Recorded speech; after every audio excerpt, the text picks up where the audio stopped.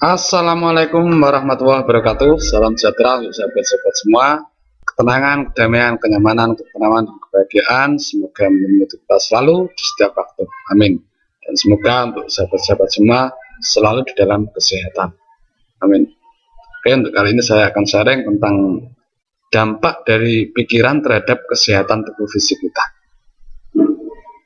Ada sebuah penelitian, atau ini sudah banyak diteliti oleh para ilmuwan ya, bahwa ada yang mengatakan 75%, ada yang mengatakan 70%, bahkan ada yang mengatakan bahwa 90% penyakit yang dialami oleh manusia, penyakit fisik ini ya, itu akibat dari pikirannya sendiri.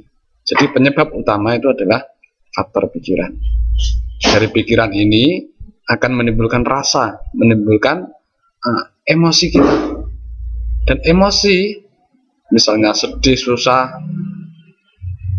senang, atau emosi apapun ya, rasa apapun, itu jika tidak stabil, dan jika manusia itu di dalam rasa yang katakanlah negatif, rasa penuh dengan kecemasan, kekhawatiran, ketakutan, ya, dengan rasa yang menderitakan itu ya, jika ini dibiarkan berlarut-larut, maka rasa ini akan semakin menumpuk, semakin mengendap, dan dia bisa mengkristal, sehingga dari sinilah bisa menjadi atau mewujud sebagai sebuah penyakit. Dan ini berdampak pada tubuh fisik kita. Selain itu, orang yang lebih ini ya, selalu berpikiran positif, orang yang selalu dalam keadaan banyak sukanya, sukacita ya, banyak tenangnya, itu cenderung lebih sehat, lebih panjang umur dibanding orang yang banyak stresnya, banyak keluh kesahnya, banyak menderita atau mengalami tekanan batin. Oke, langsung saja ya. Di sini saya sampaikan dampak dari pikiran negatif atau emosi yang negatif ya terhadap kesehatan kita. Dari pikiran negatif akan menimbulkan rasa, emosi, dan itu akan berakibat pada baik buruknya kondisi kesehatan kita. Di sini sudah saya rangkumkan ya, bahwa dampak pikiran negatif pada kesehatan tubuh. Yang pertama, ketika seseorang itu marah selama 5 menit, ini yang pertama ya, maka akan menyebabkan sistem imun tubuh kita itu mengalami depresi 6 jam. Padahal banyak orang yang ketika marah itu berlarut-larut, bukan hanya 5 menit, bahkan sampai berjam-jam. Nah, dengan emosi atau kemarahan yang berlarut-larut semacam ini, maka ini akan berdampak pada imun di dalam tubuh kita ini. Dia akan menjadi lemah, semakin melemah. Kalau imunnya lemah, otomatis kita akan mudah terserang oleh penyakit. Yang kedua, dendam dan menyimpan kepahitan akan menyebabkan imun tubuh kita mati. Hampir sama dengan yang pertama ya. Intinya ini akan berdampak pada imun di dalam tubuh kita. Dari situlah bermula segala penyakit seperti stres, kolesterol, hipertensi, serangan jantung, rematik, stroke, dan masih banyak lagi yang lainnya ya. Nah, makanya di dalam agama pun kita sudah dianjurkan atau diwanti-wanti untuk jangan mendendam, jangan menyimpan rasa dendam. Kita harus selalu bombong, legowo, kan gitu. Yang ketiga, jika kita sering membiarkan diri kita stres, maka kita sering mengalami gangguan pencernaan. Jadi penyakit MAH itu ya sebenarnya bukan sebatas pada pola makan sebabnya ya, tetapi justru pola makan ini bisa baik atau tidak itu sesuai dengan bagaimana tingkat stres kita atau bagaimana pola pikir kita. Kalau pola pikir kita itu baik, positif, dan tidak menyebabkan kita stres, maka otomatis pola makan kita pun juga akan baik. Yang keempat, jika kita sering merasa khawatir, maka kita mudah terkena penyakit nyeri punggung. Mungkin teman-teman ada yang mengalami. Kadang-kadang di punggung sini ya, kemeng, nyeri atau apa itu. Sebenarnya itu adalah endapan-endapan emosi kita. Karena kita sering merasa khawatir, kita tuh dipenuhi dengan rasa khawatir. Yang kelima, jika kita mudah tersinggung, orang kenana itu kata orang Jawa itu ora kenanan, bahasa Indonesia apa, yaitu mudah tersinggung, maka kita akan cenderung terkena penyakit insomnia. Kita akan menjadi susah tidur. Barangkali teman-teman mengalami ini, ya kita koreksi diri. Mungkin kita itu sebagai manusia masih mudah tersinggungan, nggak terimaan. Yang keenam, jika kita sering mengalami kebingungan, maka kita akan terkena gangguan tulang belakang bagian bawah. Di sini ya, tulang belakang bagian bawah. Kebingungan itu ya macam-macam ya. Bisa karena kita sedang punya masalah anak, masalah istri, masalah keluarga, masalah keuangan atau apapun, dan kita tidak menemukan solusinya. Kita tidak dapat solusinya sehingga kita terus mengalami kebingungan. Stres juga ya, sama saja ini.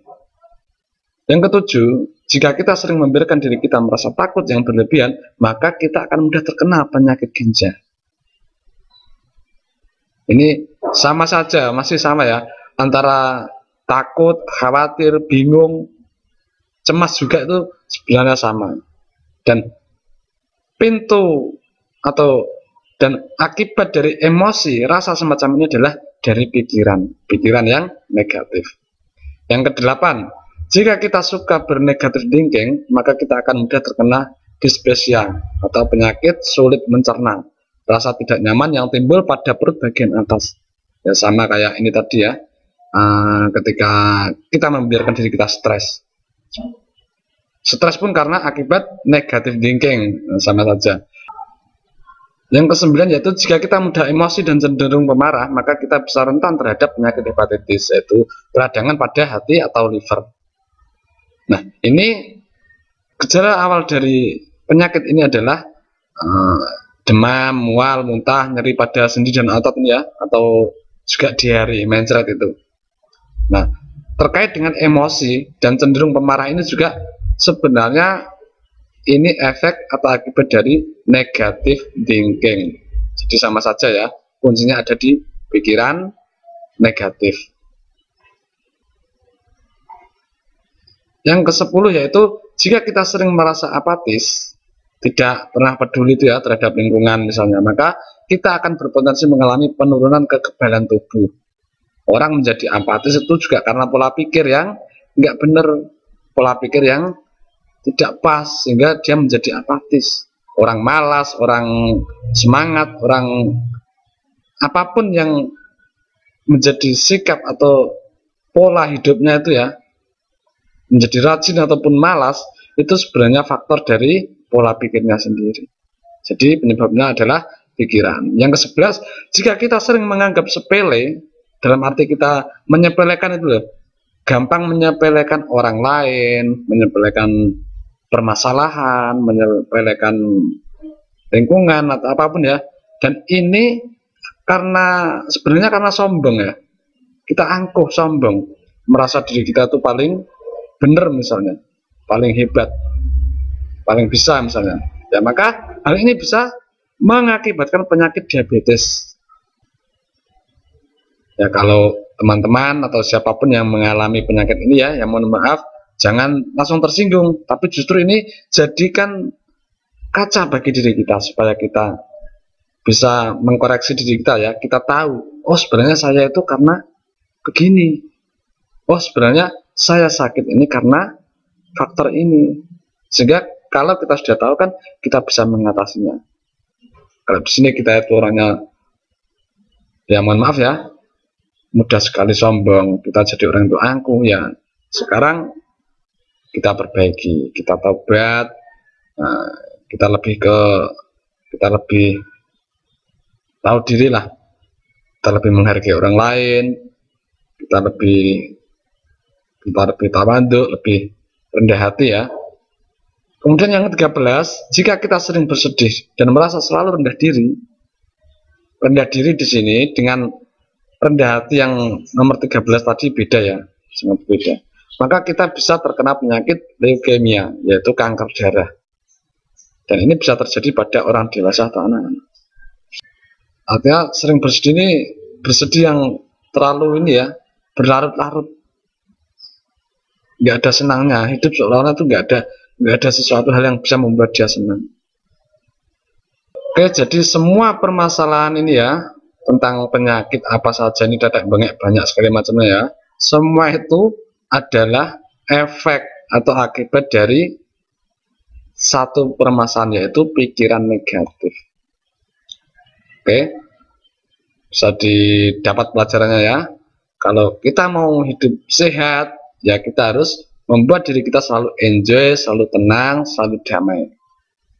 Dan untuk mengalami perasaan yang enjoy, perasaan senang, tenang, damai ini, maka kita harus tahu pikiran kita bagaimana. Kita harus membuat pikiran kita selalu positif. Ya memang sebenarnya pikiran negatif pun nggak bisa dihilangkan ya, tapi kita bisa menggantikan atau mengalihkan perhatian, fokus kita dari pikiran negatif ke pikiran yang lebih positif, yang membuat kita enjoy, membuat kita senang, tenang, nyaman, damai. Dari pikiran yang positif semacam ini, maka emosi kita, perasaan kita pun akan menjadi positif. Tubuh kita pun akan mengikuti positif juga tentunya, sehat selalu, karena tubuh ini adalah makmum dari emosi, dari pikiran kita. Oke, mungkin teman-teman ada yang merasa mengalami bahwa untuk membuat pikiran positif itu sulit sekali. Bagaimana caranya?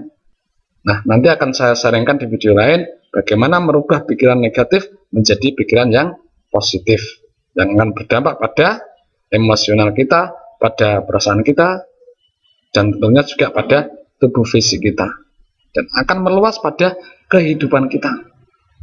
Karena sebenarnya juga realitas kehidupan kita yang sedang kita alami ini ya, sebenarnya juga dari pikiran kita sendiri, dari persepsi pikiran kita. Oke, sampai di sini semoga bermanfaat. Wassalamualaikum warahmatullahi wabarakatuh.